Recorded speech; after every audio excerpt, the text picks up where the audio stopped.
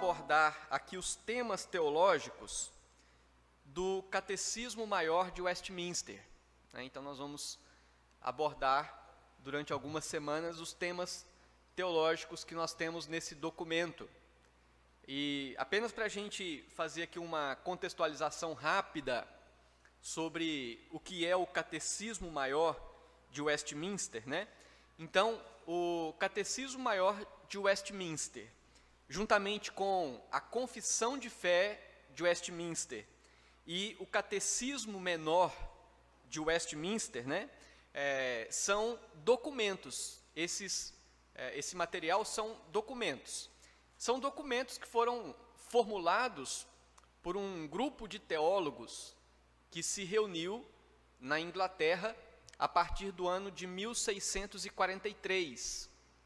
E esses documentos foram produzidos exatamente por convocação do rei da Inglaterra, a Inglaterra que vivia naquele período um momento de definição religiosa. Então eu creio que pelo menos a maioria dos irmãos já ouviu falar da Reforma Protestante, né, que aconteceu em 1517 na Alemanha, quando é conhecido esse período como o período das trevas, né? Exatamente porque no aspecto da religião, a religião estava totalmente distante da Escritura.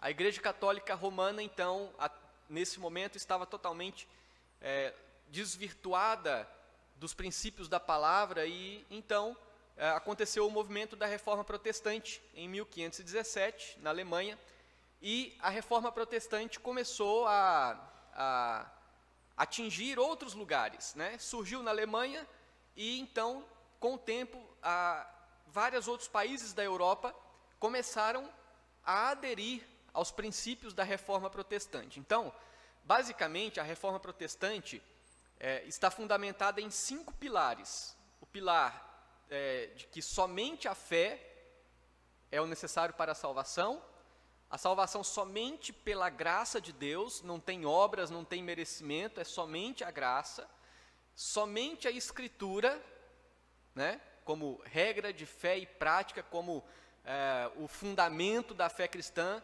somente a Escritura, somente a Deus toda a glória, e somente Cristo, né? Então, somente Cristo como único mediador entre Deus e os homens. Então, a Reforma Protestante ela está fundamentada basicamente nesses 5 pilares que definem o que é a fé da Reforma, a fé não da Reforma, né? Mas a fé reformada, a fé que foi reconquistada uma vez que a Escritura havia sido abandonada. Então, agora se volta para a Escritura. Então, nesse movimento de reforma protestante, então, a Inglaterra também foi influenciada pela reforma protestante. E aí, então, em 1643, o rei convoca o parlamento, e aí você se pergunta, mas por que convocou o parlamento para discutir teologia? Exatamente porque a igreja na Inglaterra, nesse período, ela era... não havia uma separação entre o Estado e a igreja, né? Então, o Estado, ele interferia na igreja, e assim, então, a igreja no Estado não havia uma separação, como temos hoje. O Estado age nas esferas do Estado e a igreja nas esferas da igreja, né? Então, naquele momento, Estado e igreja se misturavam. Por isso que o parlamento foi convocado para discutir questões teológicas.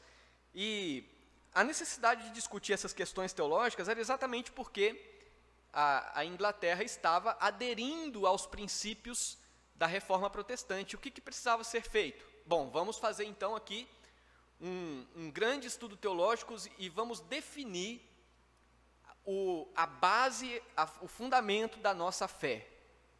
Vamos definir em que nós cremos.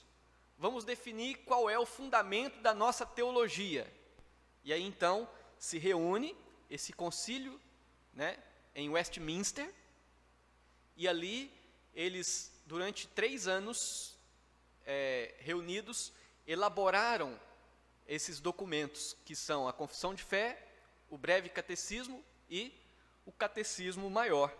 E esses documentos, então, expressam as verdades bíblicas a respeito de vários temas. E nós vamos ver isso aqui no decorrer dessas quartas-feiras. Vários temas são definidos nesses documentos. E talvez, não sei se você sabe, mas a Igreja Presbiteriana do Brasil subscreve esses documentos como expressão da sua identidade doutrinária. Se você quer saber o que a Igreja Presbiteriana do Brasil pensa quanto a fundamentos doutrinários e bíblicos, você precisa conhecer esses documentos. Vou repetir: Confissão de Fé de Westminster, Catecismo Maior e Breve Catecismo, né? Então, são esses documentos que expressam a nossa confessionalidade, ou seja, o fundamento da nossa base doutrinária, no que nós cremos, está nesses documentos. Então, todo crente presbiteriano precisa conhecer esses fundamentos teológicos, porque é nisso que nós cremos, né? É assim que nós entendemos a palavra do Senhor. Então, nós vamos começar hoje estudando nesse Catecismo Maior. Ele é em forma de perguntas, né? E nós vamos, então, estudando os temas. A partir dessas perguntas, nós vamos começar hoje com 3 perguntas. E a primeira pergunta que nós temos desse catecismo, todo crente presbiteriano, pelo menos essa pergunta ele sabe, né? Pelo menos essa todo mundo sabe, e sabe a resposta também. Qual que é a pergunta? Qual é o fim supremo e principal do homem? Com essa pergunta, com esta descrição do catecismo, né, nós, como presbiterianos, nós sabemos definir para nós por que Deus criou o homem. Qual é a razão de Deus ter criado o homem? Qual é a finalidade do homem? Muitas pessoas estão vivendo no mundo aí e se perguntando, né? Para que o mundo existe? Para que Deus criou tudo isso? Por que Deus me criou? E as pessoas não têm resposta. Nós temos a resposta. Nós temos a resposta, e essa resposta é uma resposta bíblica, né? Qual é o fim supremo, maior e principal do homem? Tem aquelas perguntas que geralmente as pessoas fazem, né? Quem eu sou, de onde eu vim, para onde eu vou? São perguntas que têm a ver com essa questão da finalidade da vida, o porquê da vida, porquê da existência. E nós entendemos que nós existimos, nós somos quem somos, porque Deus nos criou, e Ele nos criou para a glória dEle, não é? E Ele nos criou para que nós tenhamos alegria nele, para que nós tenhamos prazer nele. Nós podemos ter certeza, irmãos, que a pessoa que não tem esse prazer no Senhor, essa pessoa não tem um contentamento na vida. Porque quando a pessoa não tem o prazer em Deus, como diz aqui, né? Qual o fim principal do homem? O fim principal do homem é glorificar a Deus e gozá-lo para sempre, ter prazer em Deus para sempre, né? Então, quando a pessoa não tem esse prazer em Deus, ele procura se satisfazer nas coisas ao seu redor. Só que as coisas ao seu redor, elas são passageiras, elas são limitadas, elas são falhas, elas são momentâneas. E então, na busca da alegria nestas coisas, logo essa alegria, esse prazer não vai ser duradouro.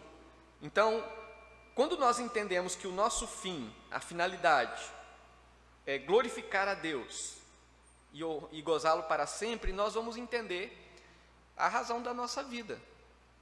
E nós vamos entender a direção para onde nós temos que andar todos os dias, né?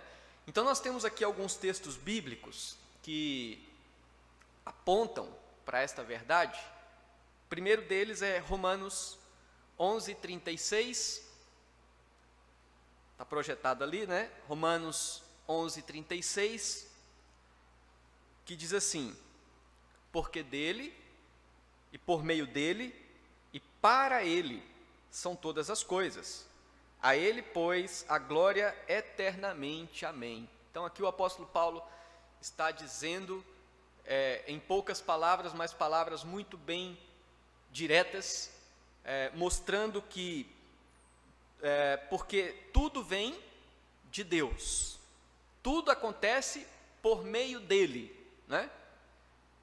Tudo é por ele que acontece, e é para ele todas as coisas.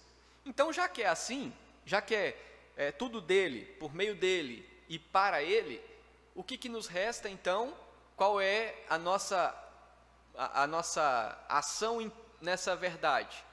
A ele a glória eternamente, né? Então, Deus é um ser digno de toda a glória. Ele sim é digno de toda a honra e de toda a glória. Aquele que não teme a Deus não reconhece isso, logicamente, né?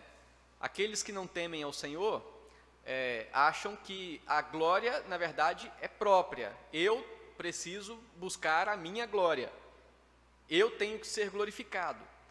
Mas quando nós entendemos a respeito desse Deus por meio de quem tudo acontece, para quem tudo acontece, por meio de quem acontece, nós só podemos concluir que a glória é dele, né? Então aí nós compreendemos que a finalidade da nossa vida, a razão por que nós acordamos todos os dias, a razão por que nós vamos dormir todas as noites e acordamos no outro dia e assim por diante, a razão disto está na glória de Deus. Nós fomos criados para a glória dele, né? Outro texto é 1 Coríntios capítulo 10, versículo 31, que o apóstolo Paulo diz: portanto, quer comais, quer bebais, ou façais outra coisa qualquer, fazei tudo para a glória de Deus. Então, não tem nada na nossa vida que nós devamos fazer que não tenha que ser para a glória de Deus. Muitas pessoas ficam se perguntando assim, bom, eu queria tanto conhecer qual é a vontade de Deus para a minha vida, eu queria tanto que Deus, sei lá, aparecesse com um anjo na minha frente e me falasse a vontade dele, né? Eu queria ter um sonho para Deus me revelar a vontade dele. Mas é muito simples, não precisa de nada disso.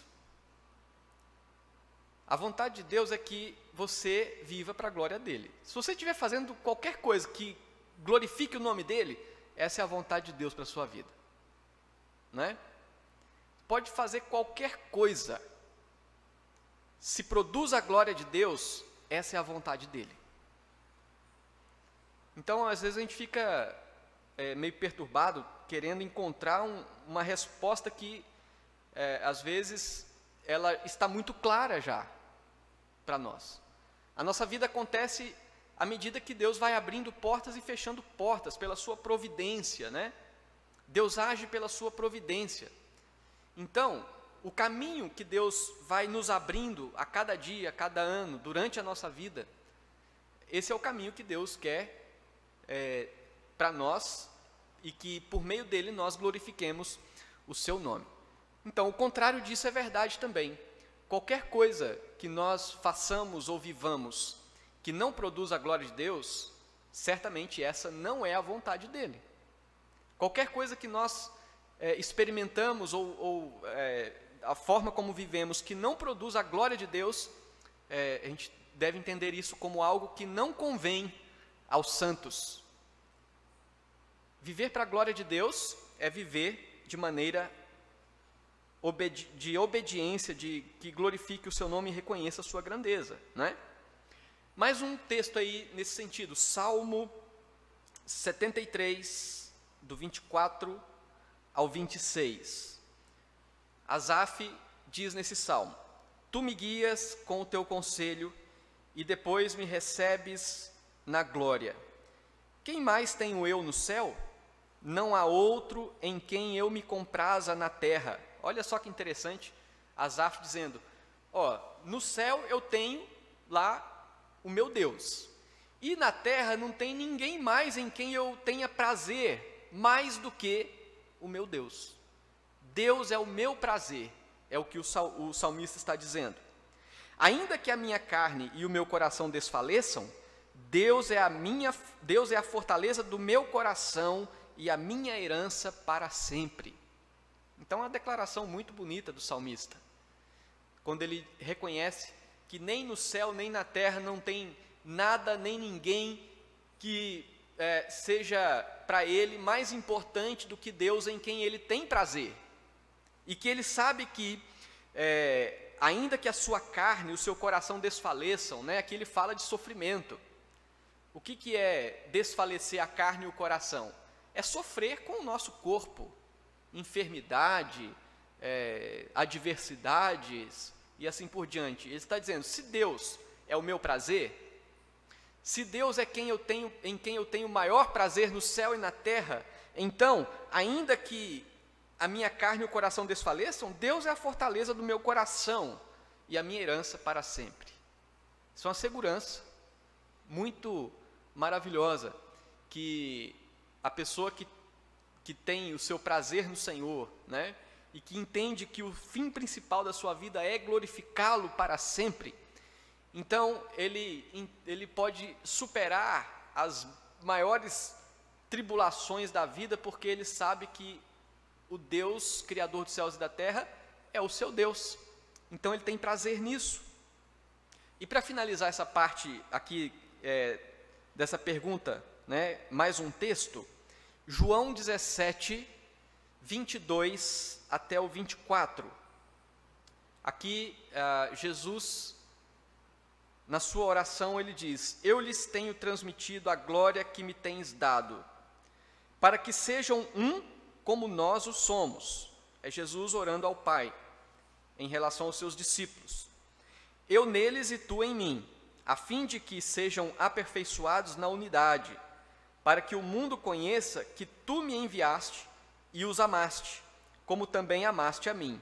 Pai, a minha vontade é que onde eu estou estejam também comigo os que me deste, para que vejam a minha glória que me conferiste, porque me amaste antes da fundação do mundo, né? Então, Jesus, ele ora ao Pai, pedindo que os seus discípulos vejam em Cristo a glória que lhe foi dada, né? Então, o propósito de Jesus era levar os seus discípulos a glorificarem a Ele, a viverem para a glória dEle. Então é isso. Qual que é o fim principal, supremo e principal do homem? Qual que é o fim supremo e principal do homem? Não é? É glorificar a Deus, viver para a glória de Deus. E ter prazer em Deus, ter contentamento em Deus, ter alegria em Deus acima de qualquer outra coisa. Meus irmãos, quando o homem foi criado lá no Éden, ele tinha total condições para atingir a finalidade para a qual ele foi criado. Antes do pecado, o ser humano, digamos, ele alcançava essa finalidade de forma plena, de forma perfeita, né? A vida do ser humano antes do pecado era, de fato, para a glória de Deus e uma alegria plena em Deus. Isso antes do pecado. Mas a partir do pecado, o homem, por si só, ele se tornou totalmente incapaz de oferecer a Deus qualquer resposta positiva de louvor, de gratidão, de reconhecimento. Então, por isso que o homem que não tem o temor do Senhor no coração, ele está totalmente longe de viver esse propósito, de glorificar a Deus e gozá-lo para sempre, não é? Então, somente por meio de Cristo, o homem pecador pode voltar ao propósito para o qual ele foi criado. Então, o que Jesus faz, conforme o apóstolo Paulo, escrevendo aos Colossenses? Pelo sangue da sua cruz, ele reconciliou consigo mesmo todas as coisas. Então, por meio de Cristo, os pecadores perdidos, miseráveis, que agora já não vivem mais a finalidade para a qual eles foram criados, em Cristo eles são reconectados a Deus, de maneira que ainda que por meio, de forma imperfeita, até que estejamos na glória, nós em Cristo podemos novamente viver esse propósito, que é glorificar a Deus e gozá-lo para sempre, né? Então, glorificar a Deus nos faz entender que nada na vida é mais importante do que o nosso Deus. E ter prazer em Deus, certamente, é o remédio contra toda forma de depressão, de tristeza, de descontentamento, de limitações, de escassez. Quando a gente entende que Deus é o nosso prazer, nós estamos dando um passo importante para vencer essas coisas que são resultados das nossas limitações e decepções do coração em relação à vida e todas essas coisas, né? Tudo isso pode acontecer, mas se eu tenho prazer em Deus, eu tenho prazer naquele que é o Criador dos céus e da terra, o Senhor da minha vida, aquele de quem eu dependo, e a única coisa que eu preciso, na verdade, na minha vida, é a minha comunhão com Deus, né? O profeta Jeremias, eu até usei esse texto aqui algumas vezes nos últimos dias, em Lamentações 3:24, diz assim: a minha porção é o Senhor, diz a minha alma, portanto, esperarei nele. O que eu preciso é o Senhor, Ele é a minha porção. Se Ele é a minha porção, o que eu vou fazer? Eu vou esperar nele, pronto, ponto final. Eu espero nele, porque é dele que vem o que eu preciso. É Ele que faz o que eu preciso. É Ele que dá o que eu preciso quando Ele quer, para atender as minhas necessidades, não é? É interessante porque Deus nos dá até o dia da morte na hora que Ele quer. Salmo 104 diz que quando Deus corta a respiração, os seres humanos morrem e voltam ao seu pó. Então, às vezes, a gente cria um tanto de preocupação na mente, que são preocupações decorrentes, talvez, da falta de nos voltar a estas verdades, né? De que o nosso fim principal e supremo é glorificar a Deus e ter prazer nele, ter alegria nele, ter contentamento nele.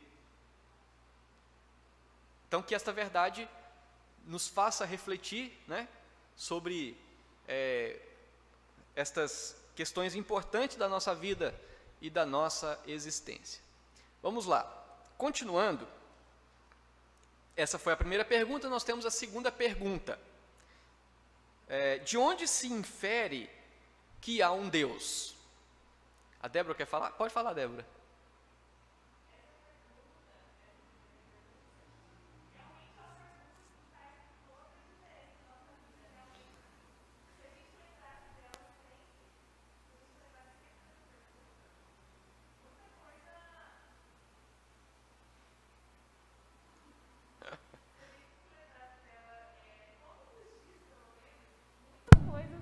Da nossa vida, a gente realmente glorificaria mais a Deus com as nossas ações do que a gente normalmente faz.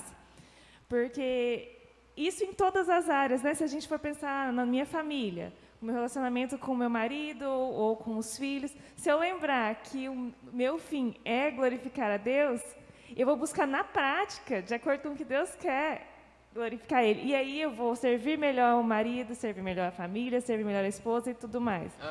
No trabalho é a mesma coisa. Se eu lembrar disso sempre, mesmo que lá no trabalho, a gente sabe que trabalho é labor, é duro, não é uma coisa que normalmente todo mundo fica feliz. É suor do rosto, né? Sim. Se eu lembrar que o meu objetivo lá é glorificar a Deus, eu vou servir melhor as pessoas que estão lá também. Sabemos que todo mundo tem colega de trabalho, tem chefe, tem tudo. Então, eu vou trabalhar melhor, eu vou servir melhor, e lá também vou glorificar a Deus. E aí, também na minha vida espiritual, se eu lembrar disso, eu, ao invés de querer que Deus me sirva, eu vou querer servir a Ele. Então, essa pergunta, ela rege todas as áreas da nossa vida, e é uma coisa que a gente sempre tem que pensar. Todo mundo aqui passa por adversidades, né? Vocês sabem, a gente passa por... Eu e o Rafa passamos esse ano por dificuldades bem difíceis. Verdade. E essa é uma pergunta que eu sempre lembrava. Por que a gente está aqui? Não é não é esperando a Deus que Ele me sirva, que Ele faça as coisas que eu quero, mas que realmente que eu agrade a Ele. Então, é uma coisa que eu sempre penso e que a gente deve pensar mesmo. Glorificar a Deus, desejar. Se a gente é falho mesmo, a gente tende só a fazer as coisas que a gente quer ou suprir os desejos dos nossos corações, mas a gente não pode ser assim, né? A gente tem que buscar praticar, não só conhecer Deus na teoria, mas praticar mesmo, né? Verdade. Isso aí rege tudo. Muito Glorificar bem. a Deus. Isso mesmo, Débora. Essa é uma verdade que deve ser sempre lembrada, né? Até porque se eu percebo que o meu comportamento, as minhas atitudes, ou a direção que eu estou seguindo não glorifica a Deus, eu estou deixando de cumprir a finalidade da minha vida diante de Deus. Então aí eu tenho que fazer o quê? Retornar e voltar para o caminho certo. Então, sem dúvida,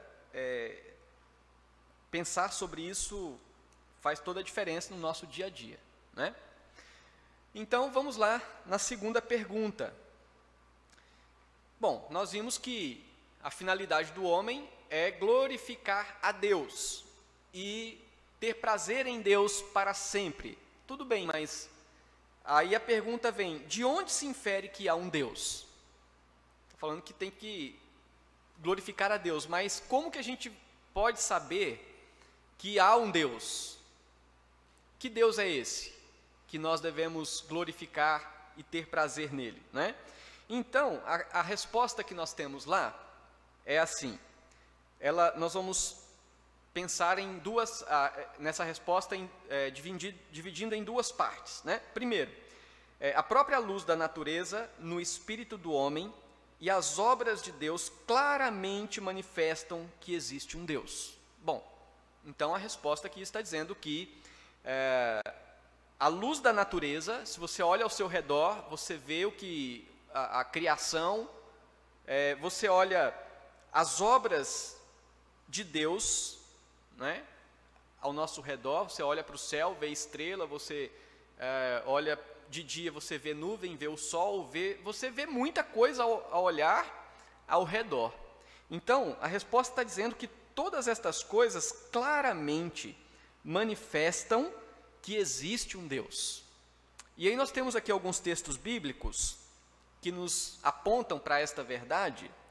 Romanos 1, versículos 19 e 20, diz assim: porquanto o que de Deus se pode conhecer é manifesto entre eles, aqui entre os homens, né? Porque Deus lhes manifestou.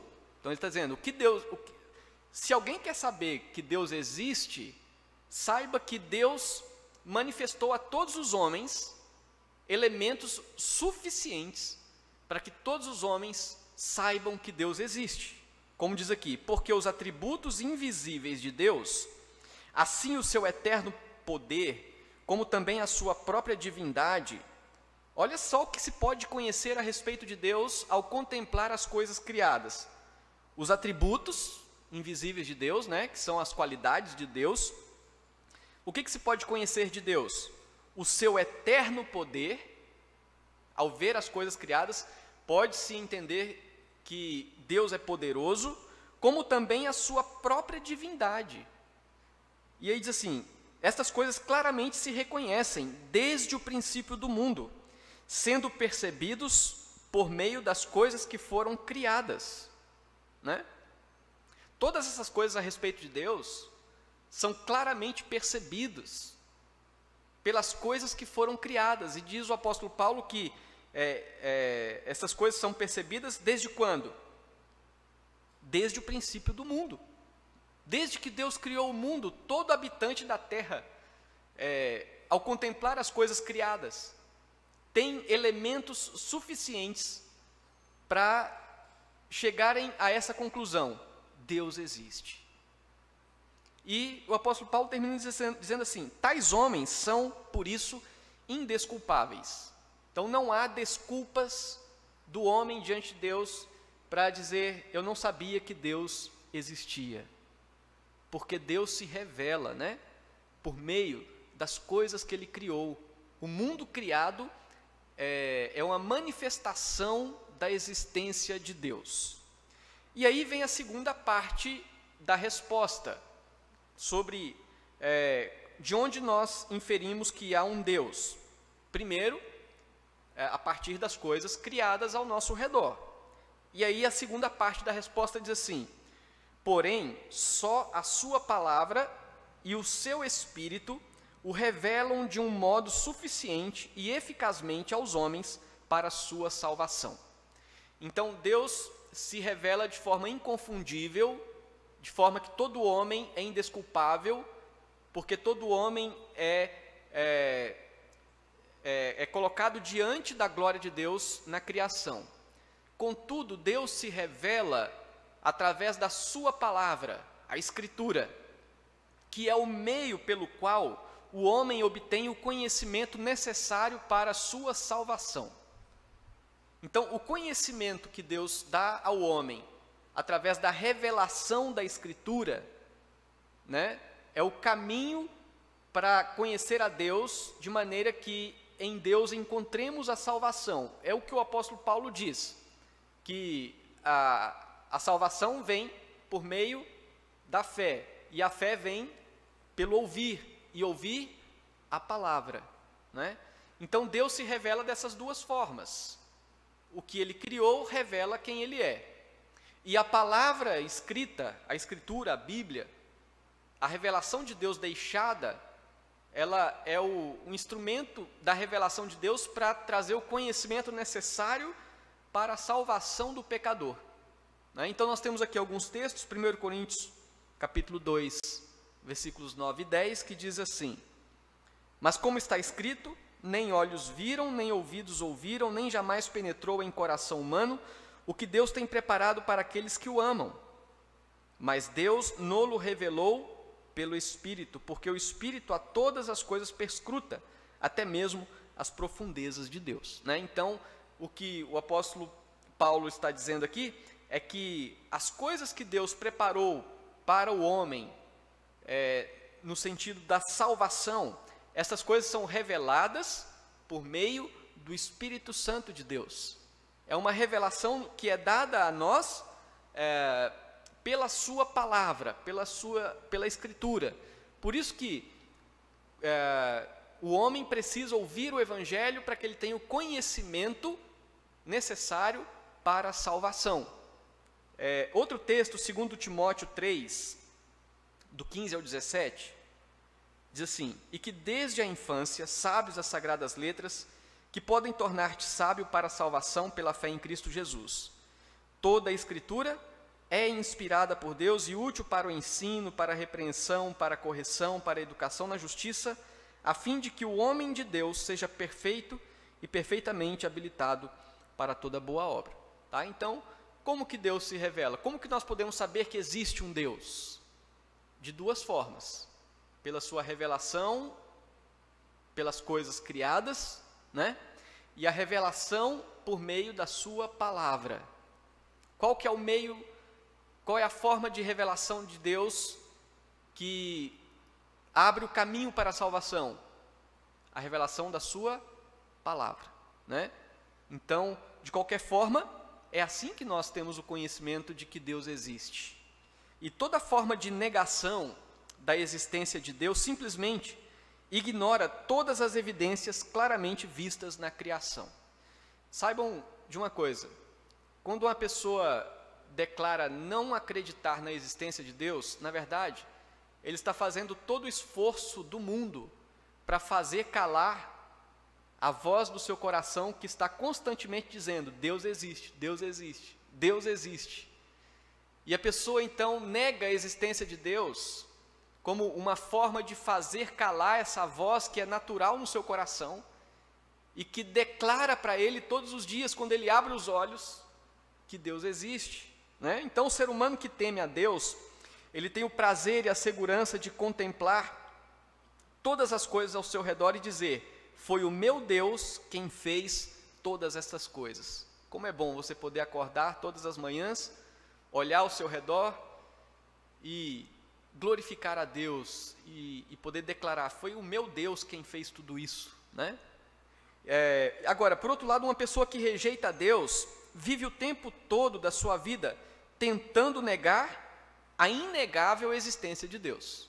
Uma pessoa que não teme a Deus, a pessoa que não teme a Deus, né? Ele tem uma luta todos os dias, que é tentar tentar negar aquilo que não pode ser negado.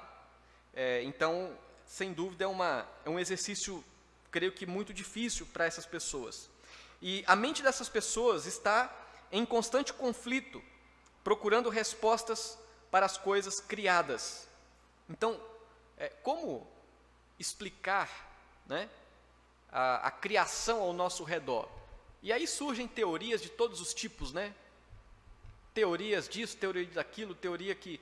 E todas essas teorias são teorias que dizem, não foi Deus quem trouxe à existência nada disso, né?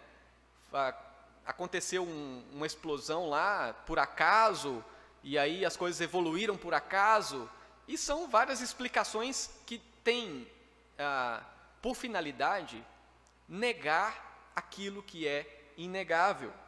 Então, a resposta não pode ser Deus para essas teorias. Eles têm várias teorias que a resposta não pode ser Deus, né? Então, Deus é tão gracioso que provê a nós o meio, não apenas para sabermos que Ele existe, mas também para termos um relacionamento íntimo com Ele. Ele nos deu a Escritura. Vejam como Deus é gracioso. Ele não apenas se revela dizendo, eu existo, mas Ele se revela dizendo, você pode ser meu filho, você pode ser meu amigo, você pode ser salvo, né? Então Ele se revela ao homem de forma graciosa, chamando o homem a um compromisso com Ele, a viver para Ele. E é assim então que nós entendemos e concluímos que Deus existe, ok? Então essa foi a segunda pergunta. Quanto a essa pergunta, alguém gostaria de fazer algum comentário? Adilson, espera aí que vai chegar o microfone para você aí.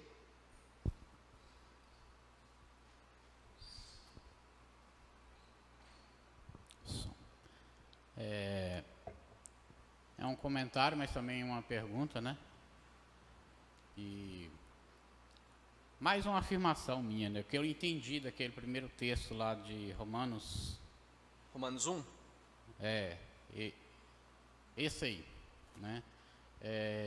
Pelo que eu entendi desse texto aí, mesmo uma pessoa que viveu isoladamente, vamos falar dos nossos vizinhos aqui, índios, né? Sabemos que tem tribo aí que já foi dizimada há muito tempo, que nunca teve contato com nenhuma pessoa do nosso meio, né? Ou seja, nunca ouviram falar de Deus, né? Então, pelo que eu entendi ali, mesmo esses aí são indesculpáveis diante de Deus, pelo fato da própria natureza mostrar a eles que existe um Deus. Sem dúvida. Então, a resposta é essa. É isso mesmo. Então, o homem, independente da sua condição, ou a forma como ele vive, como você citou aí, ele é indesculpável diante de Deus, né? Porque ele nunca vai poder dizer diante de Deus que ele não sabia que Deus existe, porque tudo aponta para a existência de um Deus, ok? Muito bem, vamos para a terceira pergunta então, para a gente finalizar por hoje. Bom, então se Deus se revela tanto pelas coisas que Ele criou, Ele se revela de forma especial pela Sua palavra, né, pela Escritura,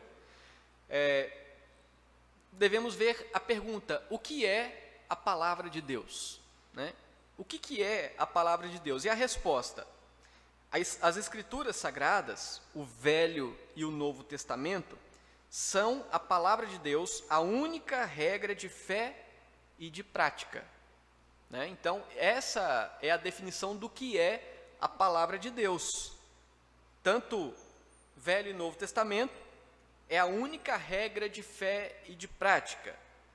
Então, é a revelação dada por Deus no decorrer da história, e essa revelação define ali quem é Deus, define qual é a vontade de Deus, define como Deus trata o homem, como Deus lida com o pecado do homem, e assim por diante. Então, se nós queremos conhecer a Deus de forma plena, e saber a vontade de Deus, e saber o que Deus espera de nós, ficou registrado na Escritura, que é a única regra de fé e prática daquele que teme ao Senhor. Alguns textos bíblicos aqui, esse aqui nós já citamos, né? 2 Timóteo 3,16, que fala que toda a Escritura é inspirada por Deus, e ela é útil para o ensino, para a repreensão e para a correção, para a educação na justiça. Então, quando o apóstolo Paulo fala que toda a Escritura é inspirada por Deus, aqui ele está falando da forma como Deus usou os seus servos no decorrer da história para deixar registrado a sua palavra, né? Então Deus falou ao coração desses homens de forma direta e eles registraram essa palavra que ficou escrita para nós. E Deus usou essas pessoas dentro do contexto que elas viviam, né? Deus não anulou a personalidade dessas pessoas, eles não eram como, eu esqueci como que se dá o nome eu lembro só do Chico Xavier, né? Que fechava o olho e escrevia lá e... psicografia, né?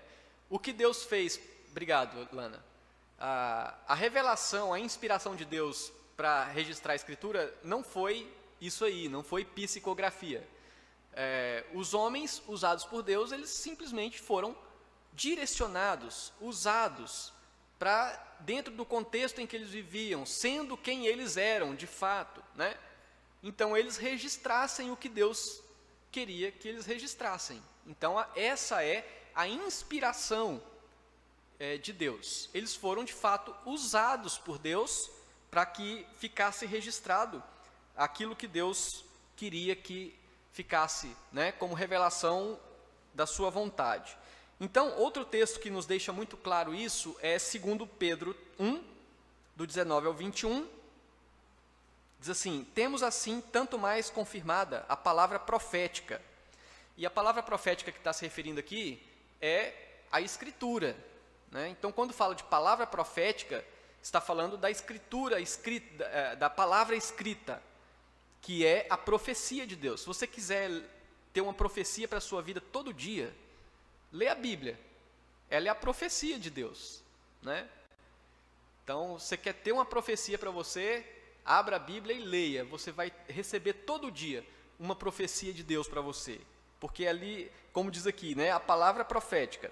E fazeis bem em atendê-la, como a uma candeia que brilha em lugar tenebroso, até que o dia clareie, e a estrela da alva nasça em vosso coração, sabendo primeiramente isto, que nenhuma profecia da Escritura provém de particular elucidação, porque nunca jamais qualquer profecia foi dada por vontade humana. Entretanto, homens santos falaram da parte de Deus, movidos pelo Espírito Santo. Então, o apóstolo Pedro está dizendo claramente que tudo que foi escrito e que ficou registrado como palavra de Deus, né, foi registrado mediante a forma como Deus, então, usou os homens que foram servos de Deus e falaram da parte de Deus, movidos pelo Espírito Santo. Tá? Então, a palavra do Senhor, ela é a inspiração de Deus registrada. Então, a palavra de Deus é a voz de Deus diretamente a nós, que nós lemos, que nós nos alimentamos dela todos os dias. E Lucas 16, 29 a 31 diz assim: respondeu Abraão, aqui está naquela parábola do rico e do Lázaro, né? Eles têm Moisés e os profetas, porque na parábola o rico pediu ao pai Abraão, né, que enviasse Lázaro de volta para pregar para os seus parentes, para que eles não viessem para o mesmo lugar que ele estava, no inferno. E aí então, ali na parábola, ele pede, Abraão responde, os seus parentes que estão lá na terra ainda, eles têm Moisés e os profetas. Moisés e os profetas estavam lá na terra com eles? Não. Ele está se referindo aos escritos, né? A escritura que foi registrada por Moisés, pelos profetas. É isso que ele fala. Vocês têm eles têm Moisés e os profetas. Eles têm as escrituras. Aquilo que os meus servos escreveram está à disposição deles. E aí, então diz assim, ouçam-nos. Mas ele insistiu, não, pai Abraão, se alguém dentre os mortos for ter com eles, arrepender-se-ão. Abraão, porém, lhe respondeu, se não ouvem a Moisés e os profetas, ou seja, se não dão atenção, se não ouvem a palavra de Deus, tampouco se deixarão persuadir, ainda que ressuscite alguém dentre os mortos. Né? Então, o meio pelo qual Deus fala ao homem é através da sua escritura, através da sua palavra, que tem exatamente esse propósito de transformar o coração e a mente de uma pessoa. E aí, o último texto, Gálatas 1:8, Paulo diz, mas ainda que nós, ou mesmo um anjo, vindo do céu, vos pregue evangelho que vá além do que vos temos pregado, seja esta pessoa ou esse anjo um anátema, seja considerado um maldito. E aqui então nos vem à mente a resposta, que a palavra de Deus é o quê? É a nossa única regra de fé e de prática. Qualquer outra coisa que vá além da Escritura deve ser considerado como algo que não é digno de crédito, né? Ou alguma coisa que distorce a Escritura, deve ser rejeitado. A Escritura é a palavra inspirada por Deus e é a nossa única regra de fé e de prática. Então, diante disso, nós devemos nos utilizar da Escritura de forma correta, em conformidade com aquilo que ela é para nós. Aí eu quero citar aqui como que nós não devemos utilizar a Escritura. Ela não deve ser utilizada como um amuleto, né? A Escritura, a Bíblia, ela não é um amuleto. O que é um amuleto? É aquele objeto da sorte, aquele objeto que você carrega com você porque você acredita que ele vai te livrar de todos os perigos, né? Ele vai te proteger. A pessoa abre a Bíblia lá no meio da sala e deixa lá porque acredita que a Bíblia aberta ali, ela vai espantar todos as coisas ruins, né? Isso é usar a Bíblia como amuleto. E a Bíblia não é isso. Ela não deve ser utilizada assim, né? A Bíblia não é um amuleto. Outra coisa, a Bíblia não deve ser utilizada como uma caixinha da sorte. Aquela ideia assim, deixa eu abrir a Bíblia aqui para ver se eu vou ter sorte hoje, né? E aí abre e fica folheando a Bíblia, como se ao encontrar alguma coisa que a Bíblia fala que atinge aquilo que é a sua necessidade, né? Como se então isso possa dar sorte. A Bíblia não é uma caixinha da sorte. A Bíblia não deve ser utilizada como um tipo de horóscopo. Às vezes a pessoa pensa que a Bíblia é um guia como um horóscopo, né? Deixa eu ver aqui na Bíblia o que tem para mim hoje. A Bíblia não é nada disso. A Bíblia deve ser utilizada como a voz de Deus, que é a autoridade sobre as nossas vidas, né? É assim que a Bíblia deve ser utilizada, como a voz de Deus, que tem autoridade sobre as nossas vidas. Então, como voz de Deus que tem autoridade sobre nossas vidas, ela nos chama para uma nova vida. Todos aqueles que um dia deixaram a antiga vida, deixaram por quê? Porque foram chamados pelo Evangelho. Ouviu o Evangelho e atendeu, né? Então, a Bíblia nos chama para uma nova vida. Ela provoca em nós uma transformação. A Bíblia determina o caminho de santidade que nós devemos viver todos os dias. A Débora até falou ali sobre a ideia de como viver com a família, na sociedade. Quer saber como viver? Busque na palavra, né? Porque a Bíblia, como autoridade sobre nossas vidas, ela determina o caminho de santidade que nós devemos viver. Como nós devemos viver a nossa vida diária em todos os aspectos. Ela nos fornece princípios para a vida individual, na família, na sociedade. E por último, a Escritura, como autoridade de Deus sobre nossas vidas, nos prepara para a eternidade com Deus. Quando nós nos alimentamos da palavra, nós estamos sendo alimentados e preparados para a nossa eternidade com o Senhor. Porque ela nos aponta esse momento, né, em que nós estaremos com o Senhor.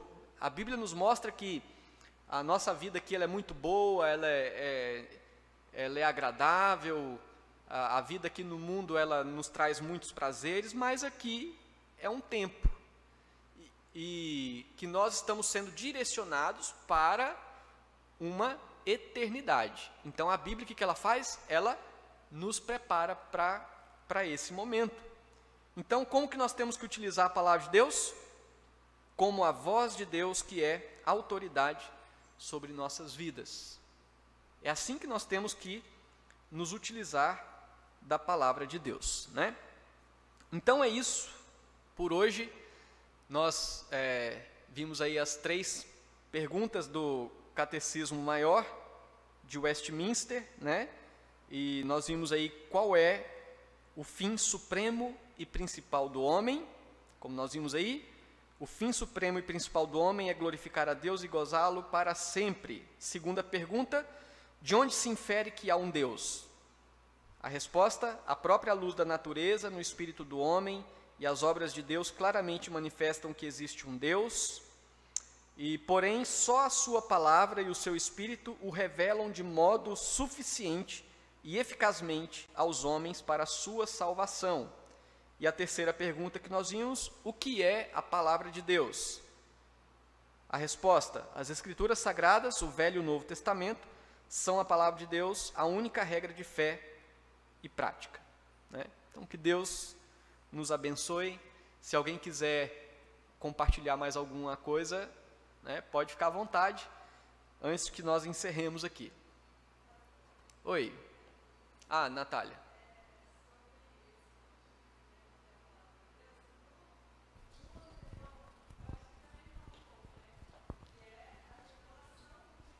Sim. Eu penso que então a palavra de Deus ela é mais do que dar instruções para a nossa vida, ela nos ensina quem é Deus.